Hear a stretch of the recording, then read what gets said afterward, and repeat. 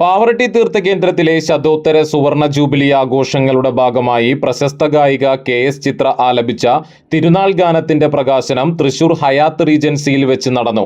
ചലച്ചിത്ര താരവും കാരിക്കേച്ചറിസ്റ്റുമായ ജയരാജ് വാര്യർ, ഗായികയും റാപ്പറുമായ ഇന്ദുലേഖ വാര്യർ എന്നിവർ ചടങ്ങിൽ മുഖ്യാതിഥികളായി.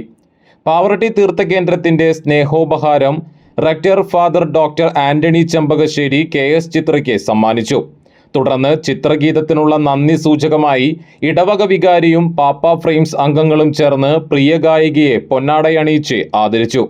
പാവറട്ടി തിരുനാളിന്റെ ദൃശ്യമാധ്യമ ചരിത്രത്തിൽ ശ്രദ്ധേയമായ സംഭാവനകൾ നൽകിയ പാപ്പ ഫ്രെയിംസ് ടീമാണ് ഈ സംഗീത പദ്ധതിക്ക് ചുക്കാൻ പിടിച്ചത്. ചടങ്ങിൽ പാപ്പ ഫ്രെയിംസ് അംഗങ്ങളും പങ്കെടുത്തു. ഏറെ വർഷങ്ങൾക്ക് മുമ്പ് വടക്കൂട്ട് നിക്കോളാസ് മാസ്റ്റർ രചിച്ച് CC ജോസുണ്ണി മാസ്റ്റർ സംഗീതം നൽകിയ ഈ ഗാനം പുതിയ കാലത്തിനനുസരിച്ചുള്ള മാറ്റങ്ങളോടെയാണ് പുനരാവിഷ്കരിച്ചിരിക്കുന്നത്.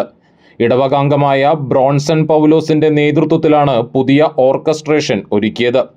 ജെബിൻ ജോസഫ് ദൃശ്യ സംവിധാനവും ചാക്കോച്ചി ക്രിയേറ്റീവ് ഡയറക്ഷനും നിർവഹിച്ചു.